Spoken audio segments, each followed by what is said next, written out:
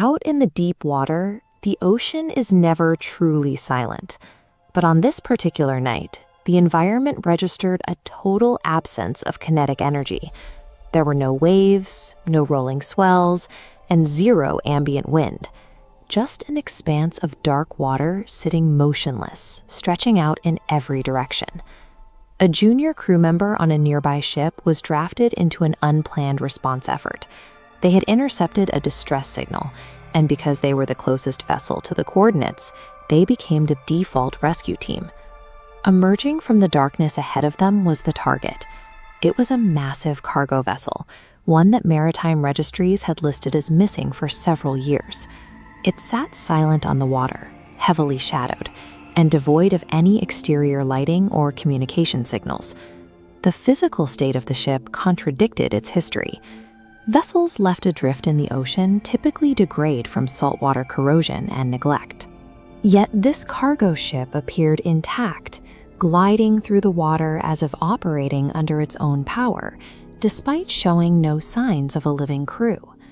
The hull showed no evidence of the saltwater corrosion or structural failure expected after years of abandonment. Its condition suggests a vessel immune to the standard laws of maritime decay. The moment the rescue team stepped onto the deck, the atmospheric pressure shifted. The air grew heavy and freezing cold. Beneath their boots, the solid metal flooring emitted soft, continuous creaking sounds. These groans were caused by pressure shifting from deep inside the interior of the ship itself, rather than the ocean pushing against the hull. Inside, the corridors were immaculate. No signs of panic, no damaged bulkheads, and no deployed life rafts.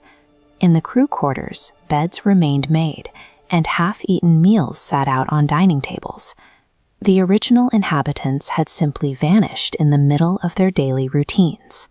This animated diagram illustrates the lure, a predatory mechanism where a hunter projects an enticing facade, like the bioluminescent appendage of an anglerfish, to actively draw prey into a controlled, fatal environment. The missing cargo ship functioned as this exact mechanism. The rescue crew boarded to perform an extraction from a disaster zone. Instead, they walked into a sterile, highly ordered vacuum. The untouched meals and perfect beds stood in direct opposition to any natural explanation for an evacuation.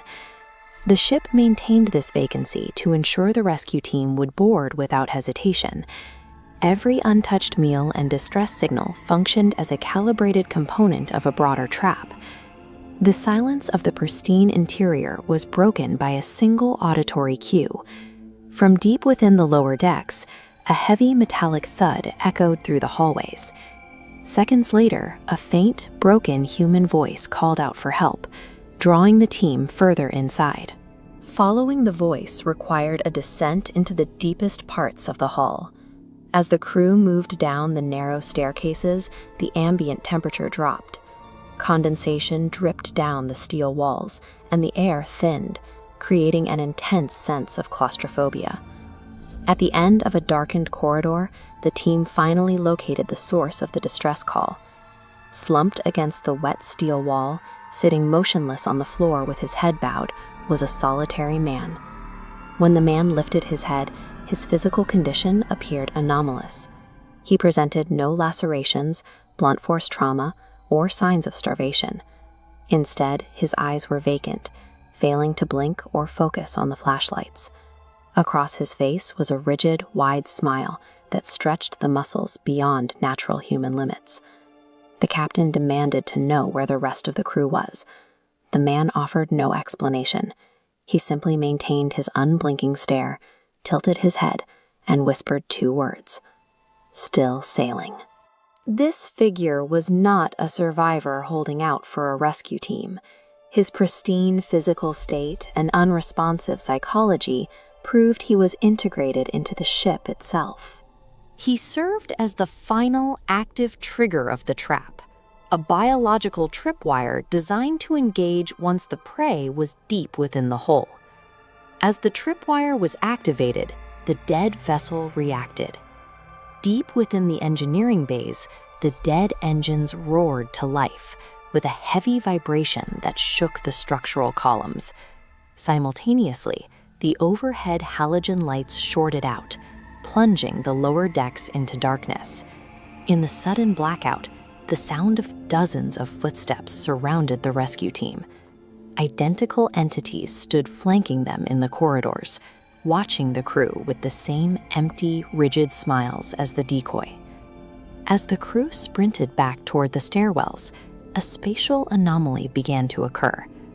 This animated diagram shows the standard architectural blueprint of a heavy cargo vessel's hallway, typically built with rigid, straight lines of reinforced steel to maximize structural integrity. But the crew found their escape route actively mutating. The heavy steel framework groaned and bent. The straight lines of the hallway began to warp and elongate into impossible geometric dead ends. This physical manipulation mimics the biological contraction of a predator's digestive tract, designed to disorient and break down consumed material. The vessel transitioned from a passive location into a hostile, shifting organism. By altering its own internal geometry to cut off escape routes, the ship began the process of digesting its newly acquired prey. Breaking away from the shifting corridors and the encroaching horde, the junior crew member managed to reach the upper levels. He threw his weight against the heavy steel latches of the main exit, pushing open the exterior bulkhead door to reach the open air of the main deck. But the ocean was gone. Outside the door, there was no water, no horizon, and no stars. The door opened out into an absolute, featureless black void. Theoretical physics suggests a phenomenon called an abyssal shift, where an object physically detaches from standard reality. In this state, the ship exists within a localized pocket of space, severed from the world it left behind. Pushing past the final door no longer mattered. Even if the junior crew member could successfully navigate the warped geometry of the hallways and breach the exterior of the hull, there was nowhere left to run. The outside had been replaced. The removal of the surrounding ocean rendered physical departure from the vessel mathematically impossible. No amount of navigation could overcome the absence of a destination. Turning back to face the interior of the ship, the junior crew member found the hallway packed wall to wall with the unmoving, smiling entities. They quietly blocked any return to the lower decks. Stepping out from the front of the silent crowd was his own captain.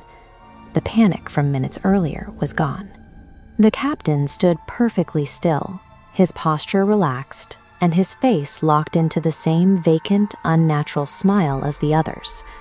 The captain looked at the junior crew member and calmly stated, "We're part of the crew now." The biological processing was complete. The captain's consciousness had been overwritten, his physical form annexed to serve as an operational component of the ship's internal systems. This cyclical flowchart demonstrates the functional logic of the Phantom vessel. It operates as an eternal engine. It starts in the drift phase, utilizing a distress signal as a lure. This triggers the rescue phase, capturing new biological material. Finally, it enters assimilation, converting the rescuers into the very crew that will maintain the ship, generating the fuel required to loop back into the drift phase. The cargo vessel was never lost. By digesting the rescue team and converting their bodies into its own operational workforce, the self-sustaining interdimensional predator has simply finished its latest feeding cycle, and it continues to sail.